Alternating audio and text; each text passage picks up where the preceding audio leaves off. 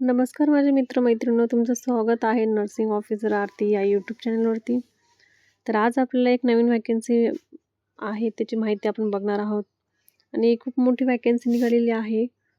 तर आपण ही व्हॅकन्सीमध्ये काय आहे ते बघू. विशेष म्हणजे याच्यामध्ये DHS आणि DMER याच्याबद्दल आहे. DHS आणि DMERचं आहे.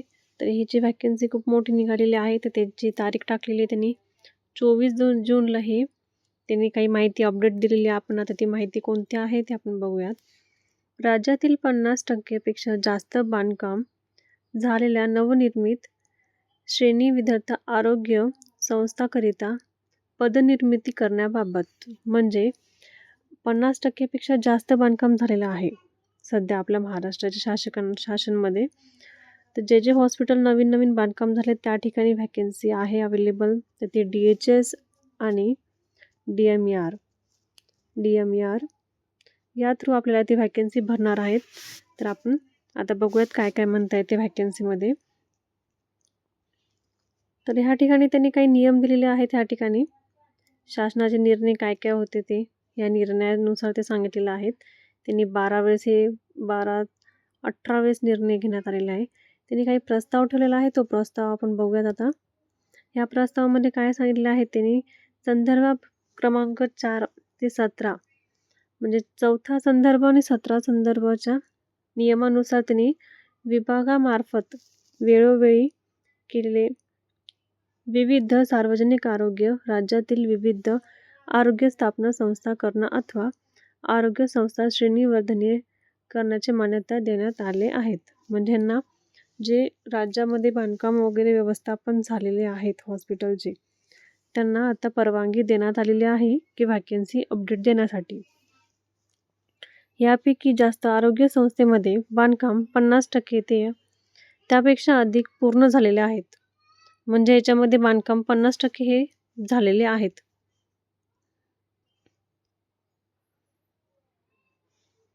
त्याच्यानंतर शासनाने काय सांगितलं याच्यामध्ये, शासनाचा निर्णय संदर्भ 18. आता संदर्भ 18 नुसार त्यांनी सांगितलेलं आहे, मधील अटी आधारे अशा उपकेंद्र, प्राथमिक आरोग्य केंद्र, ग्रामीण रुग्णालय, उपजिल्हा रुग्णालय, जिल्हा रुग्णालय इत्यादी आरोग्य संस्थाकरिता आवश्यक असणाऱ्या 259 म्हणजे किती 259 रुग्णसंस्थांसाठी आवश्यक पदांची आकृती बाबत उच्च स्तरावर सचिव समिती मान्यता दिली आहे. म्हणजे ह्या ठिकाणी 259 जागांना ह्यांनी मान्यता देण्यात आलेली आहे.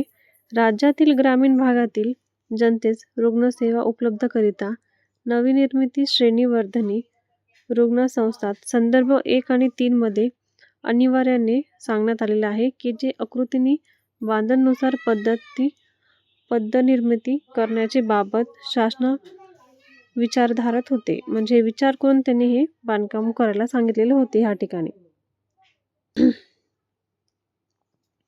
आता या ठिकाणी शासन निर्णय काय आहे आपण ते बघूयात. राज्यातील 50% व त्यापेक्षा अधिक बांधकाम पूर्ण झालेल्या नवनिर्मिती व श्रेणीवर्धित एकूण 259 रुग्णसंस्थांसाठी शासन निर्णय संदर्भ 1 आणि 3 पदांच्या आकृती बांधनुसार आवश्यक असलेले 7,955 पदांपैकी वेळोवेळी सचिव समिती यापूर्वी मान्य केलेली पदे आहेत 2,732 आणि त्याच्यामध्येच वगळून मंजुरी केलेली आहेत 5,223 पदे नव्याने निर्माण करण्यास आरोग्य संस्थाचे कामकाज सुरू करण्यात मान्य दिलेले आहेत. म्हणजे ह्या ठिकाणी काय सांगितलेलं आहे त्यांनी की ह्या ठिकाणी त्यांनी सुरुवातीला जागा मान्य केले होते, किती 259 जागा केले होते मान्य.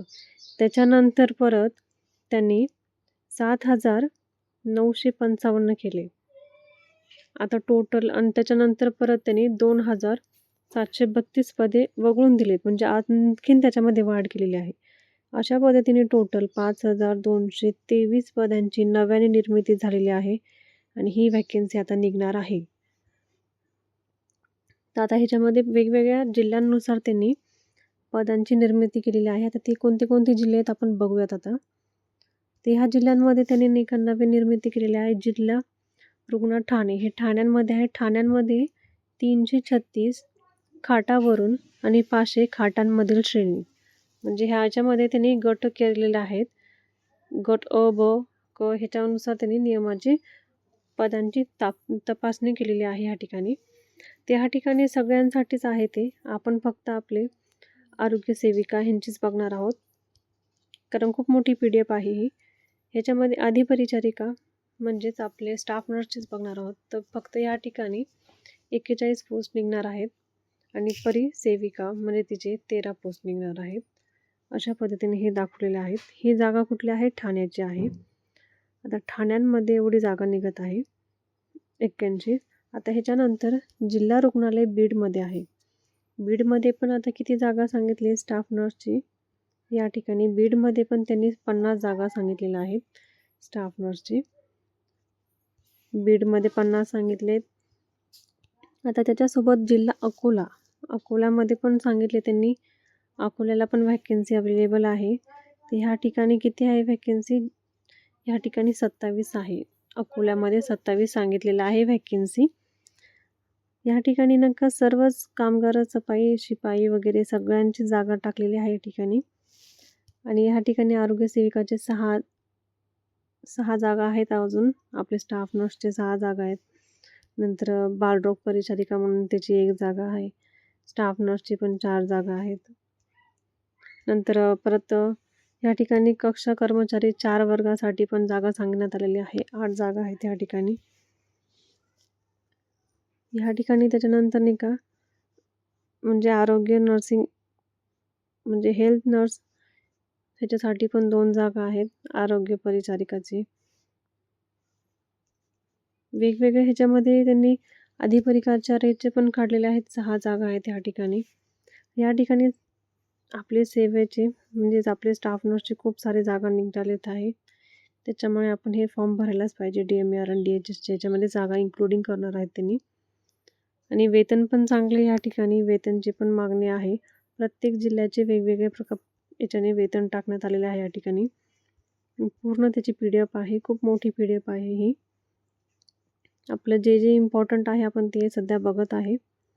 आता ह्या ठिकाणी पण परत स्टाफ नर्सचेच आहेत. म्हणजे प्रत्येक जिल्ह्यावाईज त्यांनी प्रत्येक ठिकाणचे डिस्ट्रीब्यूट केलेले स्टाफ नर्स. त्याच्यानंतर आपले पब्लिक हेल्थ मॅनेजमेंट वगैरे.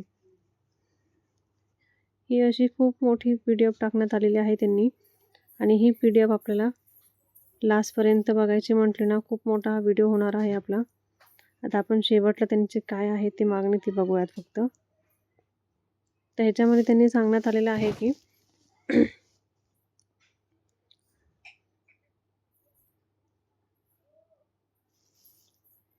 या ठिकाणी त्यांनी सांगण्यात आलेलं आहे की सदरील शासनाच्या निर्णयानुसार म्हणजे 259 आरोग्य संस्थेची 50% बांधकामीने श्रेणीने पदभरती होणारच आहे ही मान्यता दिलेली आहे.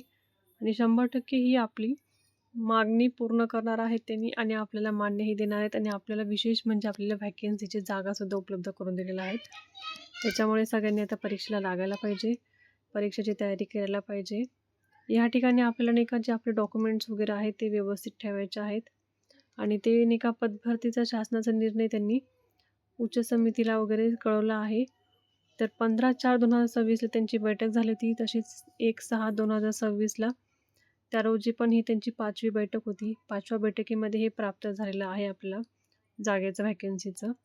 त्याच्यानंतर आपल्याला पूर्ण एकूण जागा आपल्याला 5,223 एवढे जागा होणार आहेत प्राप्त झालेल्या आहेत. आणि ह्या ठिकाणी नाही का 320 कोटी एवढी इतकी वार्षिक आंदोलनांचे जे खर्चाचा झाला होता त्याच्यामुळे यांचे दिनांक 21/6/2000 रोजी बैठकीमध्ये हे मान्य प्राप्त केलेत त्यांनी. त्याच्यामुळेच त्यांनी एवढी जागा काढलेल्या आहेत. 5,223 जागा काढण्यात आलेल्या आहेत. शासनाचा हा निर्णय प्रत्येक संकेतस्थळावरती उपलब्ध करून टाकलेला आहे. अपलोडिंग आहे हा व्हिडिओ जो PDF आहे त्यांचं. आणि महाराष्ट्राचा हे त्यांचं नाही का लास्ट म्हणजे शेवटचा निर्णय आहे शासनाचा की एवढी व्हॅकन्सी अपलोड झालीच पाहिजे आणि भरण्यात आलीच पाहिजे म्हणून. ते अशा पद्धतीनेही त्यांनी व्हॅकन्सी सांगितलेल्या आहेत. आणि आपले जर DMER आणि DHSचे नाही का स्टडी करण्यात इम्पॉर्टंट आहे. DHS आणि DMERचे कारण ह्याची जागा खूप निघालेल्या आहेत. त्यामुळे सर्वांनी स्टडी करा. या ठिकाणी बुक्स आहेत कॉम्पिटिटिव्ह एक्झामचे, ते बुक्स बघा. PR यादव आहे, हाय टार्गेट आहे, इंकलेस आहे, मिशन परिचारिका. ह्या बुक्समध्ये आपण रीडिंग केली पाहिजे, तरच नंबर लागू शकतो. व्हॅकन्सी खूप आहे याच्यामध्ये, 5223 जागा निघालेल्या आहेत. सर्वात मोठी बंपर ऑफर निघालेली आहे, त्यामुळे सर्वांनी हे फॉर्म भरायलाच पाहिजे. तर त्याच्यामुळे सांगते DHS DMER हे खूप खूप इम्पॉर्टंट आहे, त्याच्यामुळे स्टडीला सगळेजण लागा. असेच व्हिडिओ बघण्यासाठी आपल्या यूट्यूब चॅनलला फॉलो करा, सबस्क्राईब करा, लाईक करा आणि शेअर करा. धन्यवाद.